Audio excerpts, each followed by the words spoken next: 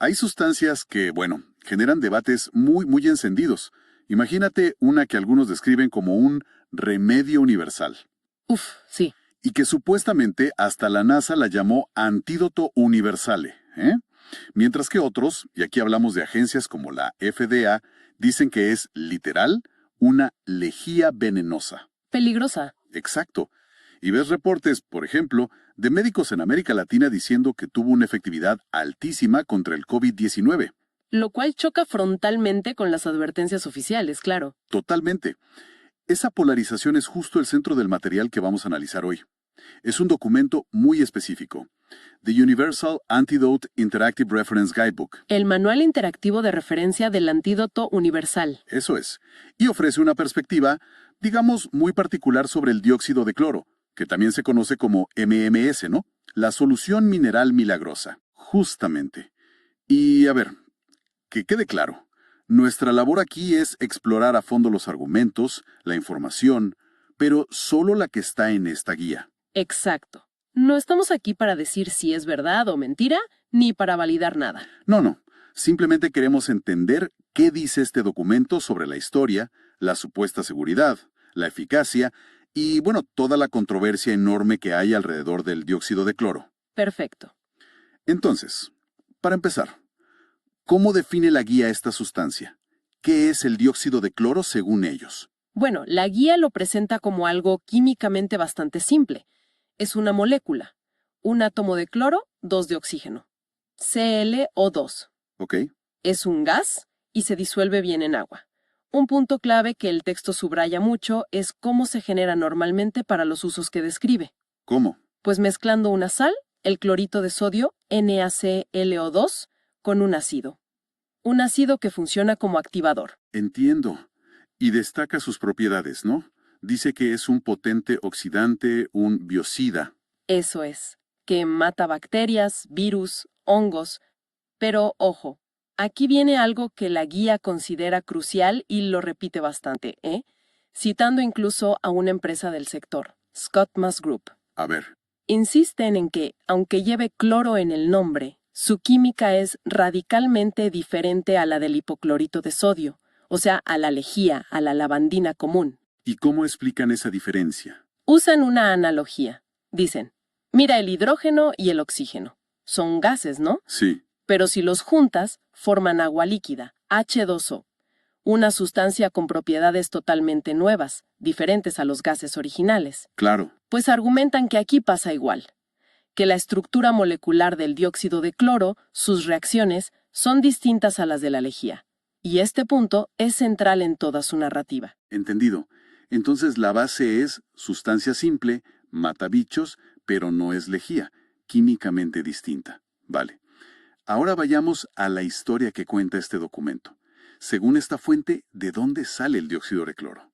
Pues mira, la guía menciona que lo descubrió Sir Humphrey Davy por allá en 1814, pero sitúa el inicio de su uso industrial más importante en los años 70. ¿En qué se usaba? Destaca que se usaba en muchos sectores, alimentos, bebidas, farmacéutica, incluso en el sector médico, y muy importante, en la purificación de agua potable municipal. Mucha gente bebe agua tratada con dióxido de cloro, según la guía. Ah, mira. Y también en la esterilización de sitios de alta seguridad biológica, como los laboratorios BSL-3 y BSL-4, donde se manejan patógenos muy peligrosos. Y en esta historia industrial, la guía le da mucho peso a una figura, ¿no? Howard Oliger. Sí, lo presentan como un inventor, un empresario clave. Detalla cómo él en los 70s y 80s desarrolló un método para generar dióxido de cloro a partir de clorito de sodio y ácido. Creó un producto llamado Alcide y fundó Alcide Corporation. Y lo interesante, según la guía, son las patentes que consiguió Alcide. Exacto. El texto dice que eran para cosas sorprendentemente diversas. ¿Cómo qué? A ver, cuéntame. Pues desinfección de heridas, tratamiento de sangre para donaciones, enjuagues bucales, pero también, fíjate, para psoriasis, hongos, herpes, úlceras e incluso patentes relacionadas con inflamaciones internas y hasta infecciones genitales. Un abanico muy amplio de posibles usos médicos. La guía también conecta al CIDE con la NASA. Menciona unos artículos del 83 y del 87 u 88 que llamaban al producto alcide compuesto multipropósito y antídoto universal. Sí, esos títulos son llamativos, ¿verdad? Pero Al Geiger no siguió en Alcide. El documento dice que vendió su parte y firmó un acuerdo para no competir. Ah, ok. Pero añade un dato curioso. Años después, cuando ya no estaba vigente ese acuerdo, fundó otra empresa, Frontier Pharmaceutical, para seguir investigando el dióxido de cloro. O sea que siguió con el tema. Sí, incluso mencionan una patente póstuma de Algiger para tratar cáncer con inyecciones de ClO2. ¿Y qué pasó con Alcythe Corporation, la empresa original? Pues fue comprada en 2004 por Ecolab, que es una multinacional enorme. Y aquí la guía introduce un giro en la historia. ¿Cuál? Sugiere que, después de la compra, la investigación que estaba orientada a aplicaciones en humanos del dióxido de cloro como que se frenó, o al menos perdió fuerza, y que se reenfocaron más en los usos industriales o agrícolas que ya tenía. Qué interesante cómo van tejiendo esa línea temporal. Y justo ahí la guía cambia de personaje principal e introduce a Jim Humble, que lo pintan muy distinto a Oliger, ¿no? Más como un aventurero. Totalmente distinto. Lo describen como un minero de oro, un poco, excéntrico, quizá. Cuentan una anécdota de 1996 en Sudamérica. Parece que gente de su equipo se enfermó gravemente. Sospechaban que era malaria. ¿Y qué hizo Humble? Pues les dio lo que él llamaba oxígeno estabilizado, que la guía aclara que era en realidad una solución de clorito de sodio que se usaba para purificar agua. Y afirma que se recuperaron de forma asombrosa, muy rápido. Y ese incidente, según la guía, fue como la chispa para Humble. Correcto. El texto dice que Humboldt se puso a investigar y descubrió, o bueno, redescubrió, que el ácido del estómago activaba el clorito de sodio y producía dióxido de cloro. Ah, mira tú. Y que pasó años experimentando con esto, supuestamente tratando malaria, fiebre tifoidea, dengue, hasta el VIH en Sudamérica y África. Luego, en 2006, publicó su libro El suplemento mineral milagroso del siglo XXI. Y eso fue clave para que el MMS se popularizara por Internet. Daba instrucciones para que cualquiera pudiera prepararlo en casa. Y aquí es donde la narrativa de la guía dice que empezó la controversia pública fuerte. Exactamente. El documento sitúa el inicio de la oposición fuerte de los medios y de las agencias reguladoras, sobre todo la FDA, como por el 2010. Justo cuando se estaba popularizando. Precisamente. Y es muy explícita al conectar esa oposición con que el MMS se estaba volviendo popular, para que la gente lo usara en casa por su cuenta y además era barato. Claro. La guía lanza una pregunta casi retórica. Si se usaba en la industria por décadas, ¿por qué saltó la alarma justo cuando la gente empezó a poder acceder a él fácilmente y a bajo costo? Eso nos lleva de cabeza a cómo la guía responde al argumento principal en contra, la etiqueta de lejía venenosa. Sí, lo encara de frente. Reconoce que el argumento negativo más fuerte es que también se usa como blanqueador industrial, por ejemplo, en las papeleras. Pero tienen un contraargumento, ¿no? Sí, y es un principio básico de toxicología. La dosis hace al veneno. ¿Y cómo lo explican? ¿Dan ejemplos, supongo? Sí, compara el dióxido de cloro con otras sustancias que, argumenta, son tóxicas si te pasas de dosis, pero que se usan en medicina en dosis bajas. ¿Cómo cuáles? Menciona la warfarina, el anticoagulante Coumadin, que también se usa como veneno para ratas, o los agentes de quimioterapia que tienen relación histórica con armas químicas. Incluso el agua salina que te ponen en el hospital es beneficiosa en la concentración justa, pero si te ponen una muy concentrada, es peligrosa. Entiendo la idea. La idea que repiten una y otra vez es: la toxicidad depende de la cantidad que uses. Y para marcar esa diferencia de cantidad usan cifras, ¿verdad? Las partes por millón, eso. Exacto. Comparan las concentraciones industriales para blanquear, que ponen como ejemplo un 5%, eso equivale a 50,000 partes por millón, ppm, con las dosis que describen para consumo humano. ¿Y esas cuántos serían? Pues las sitúan típicamente entre 10 y 100 ppm. E incluso mucho menos para otros protocolos que mencionan. O sea, estamos hablando de miles de veces menos concentrado. Miles de veces. Y explican que ppm significa partes por millón, Una medida de concentración muy baja que se usa mucho en química y toxicología. La guía insiste en que esta diferencia de escala es fundamental para entender su argumento sobre la seguridad. Y para apoyar esta idea de que en dosis bajas es seguro, la guía junta varias referencias. ¿Qué tipo de pruebas presenta? Presenta evidencia de varios tipos. Primero, se apoya mucho en su uso para purificar agua potable. Lo llama el estándar de oro. Afirma que décadas de uso demuestran que es seguro para beber en las concentraciones permitidas y que no se considera cancerígeno ni mutagénico en ese contexto. ¿Citan algún estudio específico? Personas estuvieron expuestas a 5 ppm durante meses y no se reportaron efectos adversos importantes. También se refieren a supuestas declaraciones de la EPA y del CDC diciendo que no produce metabolitos tóxicos o que no es cancerígeno en humanos. ¿Y estudios más directos en animales o personas? ¿Menciona algo de eso? Sí, agrupa varios estudios en animales. Ratones que inhalaron o bebieron ciertas dosis y aparentemente no tuvieron problemas de toxicidad. Conejos a los que les pusieron gotas en los ojos con 50 ppm y no mostraron irritación significativa. En ratas mencionan estudios de ingesta o inhalación a dosis bajas que, según reportan, no mostraron efectos sanguíneos relevantes ni toxicidad. Y también aluden a algunos estudios, aunque limitados, con voluntarios humanos. Humanos. ¿Qué hicieron? Dicen que bebieron soluciones de hasta 24 ppm y no reportaron efectos adversos. Citan la conclusión de un estudio del 82 que hablaba de seguridad relativa dentro de los límites que se estudiaron. Parece que la guía intenta construir un caso de seguridad sumando distintos tipos de datos, ¿no?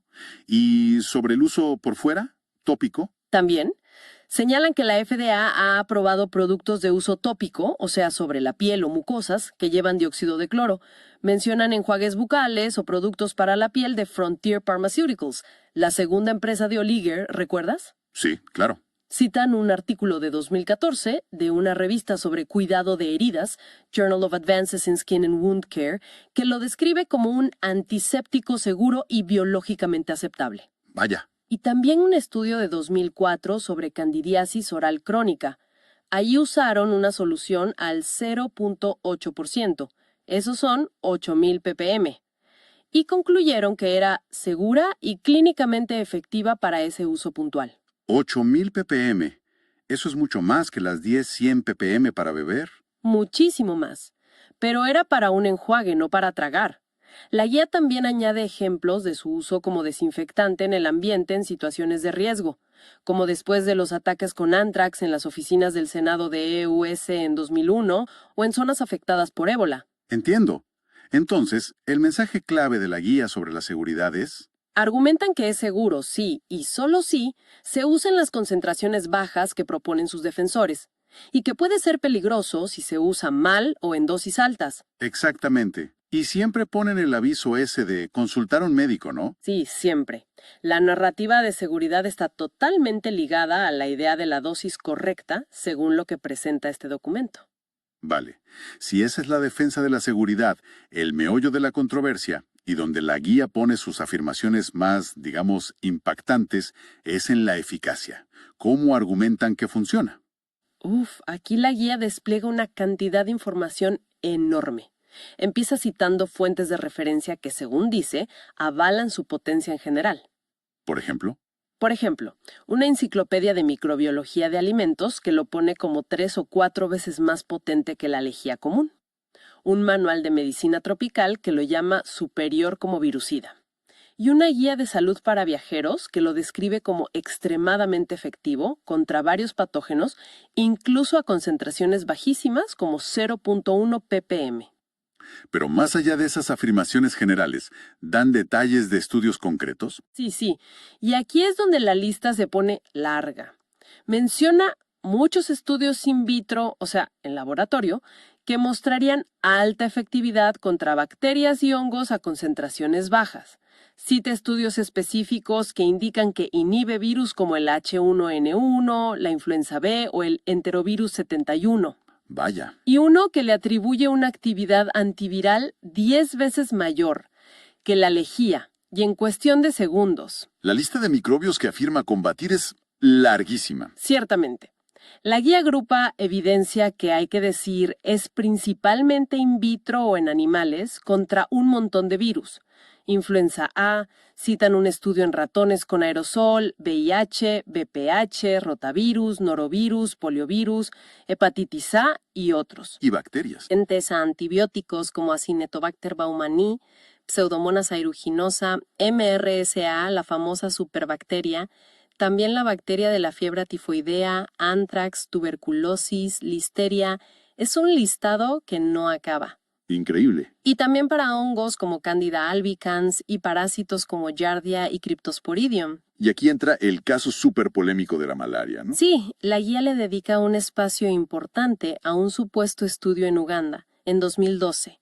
Describe un evento donde, supuestamente con presencia de la Cruz Roja local y el Water Reference Center, 154 personas con malaria se habrían curado en 48 horas usando dióxido de cloro. Pero eso fue muy cuestionado, ¿verdad? Muy cuestionado.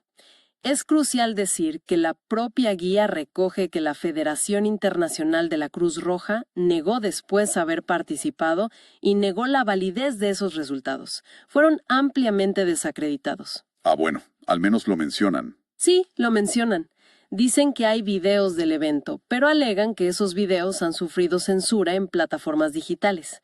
Es un ejemplo clarísimo de cómo presentan información que está muy disputada. Entendido. Además de matar microbios directamente, ¿qué otras aplicaciones para la salud detalla la guía? Muchísimas. Describe usos para curar heridas basándose en estudios en animales, en veterinaria y en aplicaciones en úlceras diabéticas que vinculan a Frontier Pharma. Le dedican una sección grande a la salud oral. Enjuagues para el mal aliento, la placa, la gingivitis, para después de cirugías, para infecciones, candidiasis oral, aftas, enfermedad periodontal. Mencionan productos comerciales que lo contienen como Oracare o Deoxybrite. Incluso se meten con temas muy serios como el cáncer y el COVID-19. Correcto. Citan la patente de Howard Alliger de 2017 sobre inyecciones de CLO2, que supuestamente reportaba regresión de tumores en ratones, y mencionan a un médico francés que lo usaría como terapia complementaria. ¿Y para COVID? Para COVID-19 se centran en un estudio preliminar que califican de no oficial en Ecuador. Lo vinculan a médicos locales y a Andreas Kalker. Afirman que 100 pacientes graves se recuperaron muy rápido. Eso generó mucho ruido también. Muchísimo. Y mencionan la legalización temporal que hubo en Bolivia para uso voluntario, haciendo referencia a testimonios que circularon en medios de habla hispana y a la censura que, según alegan, sufrieron esos reportes. Y la lista sigue y sigue. Herpes, mastitis en vacas, sinusitis crónica, enfermedad de Lyme. Parece que sirve para todo. Efectivamente. La guía junta referencias o testimonios para una variedad de problemas de salud que es asombrosa. Citan un informe preliminar de Alcide de 1982 sobre herpes, su uso en mastitis bovina. Testimonios personales para sinusitis o Lyme mencionan a una mujer llamada Ana. ¡Wow! Sugieren posibles beneficios antiinflamatorios para la artritis e incluso mencionan brevemente estudios sobre neutralización de toxinas ambientales como pesticidas. Es una avalancha de afirmaciones de eficacia. Pero la propia guía parece reconocer de dónde viene mucha de esta evidencia, ¿no? O sea, no todos son estudios formales. Sí, ese es un punto importante. El documento admite que una parte considerable de estos reportes de que funciona viene de testimonios personales. ¿Cómo qué? Pues videos, relatos escritos, entrevistas, mencionan figuras como misioneros, gente individual, un tal Steve, Ana, incluso alguna celebridad, Lindsay Wagner, y testimonios ligados a grupos como Genesis to Church o recogidos en Sudamérica. Entiendo. La guía no lo presenta como la prueba científica definitiva, claro, pero de forma implícita es como si preguntara: a ver, cuando toda esta evidencia anecdótica de tanta gente empieza a sugerir que aquí hay algo real que merecería investigarse más a fondo. Lo que nos lleva de vuelta a la controversia. Si presentan todos estos argumentos de seguridad y eficacia, ¿cómo explica la propia guía que haya tanta oposición? La perspectiva de la guía es bastante directa en eso. Sugiere que la controversia y la campaña negativa se pusieron serias justo cuando se empezó a difundir la idea de que cualquiera podía preparar y usar dióxido de cloro muy barato. Fuera del sistema médico tradicional. Exacto. al margen de médicos y farmacéuticas. La narrativa que construyen es que su bajo costo y fácil acceso son una amenaza para intereses económicos ya establecidos. Y son muy explícitos al hablar de censura, ¿verdad? Muy explícitos. Denuncian que se eliminan videos y contenido de plataformas como YouTube o Facebook, que se desacreditan sistemáticamente los estudios o reportes que dan resultados positivos. Usan el ejemplo del supuesto estudio de malaria en Uganda como un caso clave de esto. Ya. Un remedio potencialmente revolucionario por ser simple, barato y de amplio espectro. Bien, intentemos resumir la imagen que pinta esta guía en concreto. Por un lado, nos presenta una historia de décadas de uso industrial que dice validado, patentes antiguas para usos médicos, un montón de estudios, aunque muchos sean in vitro, en animales o limitados en humanos, y una cantidad enorme de testimonios que, según argumentan, apuntan a que es seguro y eficaz si se usa en dosis muy, muy bajas. Exacto. Y en el otro lado de la balanza tienes la realidad innegable, las advertencias durísimas de las agencias reguladoras internacionales, la etiqueta de lejía tóxica que no se quita, la polémica sobre los riesgos de que la gente se automedique sin control médico. Y un punto fundamental, la falta de ensayos clínicos grandes, aleatorizados, controlados, que son el estándar de oro hoy en día para aprobar un tratamiento para uso interno generalizado en personas. Correcto. La guía presenta estos dos relatos como si fueran irreconciliables y elige explicar la postura oficial, la de las advertencias, a través de una narrativa de supresión, de que hay intereses económicos ocultando la verdad. Lo cual nos deja con una reflexión final, creo, que surge directamente de analizar el contenido y la forma de argumentar de este material, ¿no? A ver, Cuando nos encontramos con información sobre un tratamiento, digamos, no convencional, donde las fuentes presentan historias tan radicalmente opuestas. Por un lado, una fuente que alega décadas de uso beneficioso y pruebas positivas, aunque mucha sea preliminar o anecdótica. Por otro, las autoridades sanitarias advirtiendo de peligros graves. Y para colmo, la primera fuente acusa a la segunda de censura, de ocultar la verdad por dinero. claro, un escenario muy complicado. La pregunta es, ¿qué herramientas tiene una persona para navegar esa complejidad? ¿Qué criterios podemos usar para evaluar afirmaciones de salud tan extraordinarias y tan polarizadas, sobre todo cuando vienen con esas acusaciones de conspiración de fondo? Informe sobre el dióxido de cloro, el falso antídoto universal. El dióxido de cloro, también conocido como CDS o MMS, se promueve falsamente como un antídoto universal, pero la evidencia científica demuestra que es un compuesto peligroso y sin ningún beneficio terapéutico comprobado. Su uso ha sido prohibido o desaconsejado por todas las autoridades sanitarias internacionales, incluyendo la OMS, la FDA y agencias europeas de salud. Este producto es un desinfectante industrial utilizado para limpiar superficies, no un medicamento. Los riesgos de su consumo son graves. Puede causar náuseas, vómitos, diarrea severa, deshidratación, daño renal o hepático, metahemoglobinemia e incluso la muerte. Se han documentado múltiples casos de intoxicaciones y hospitalizaciones en varios países.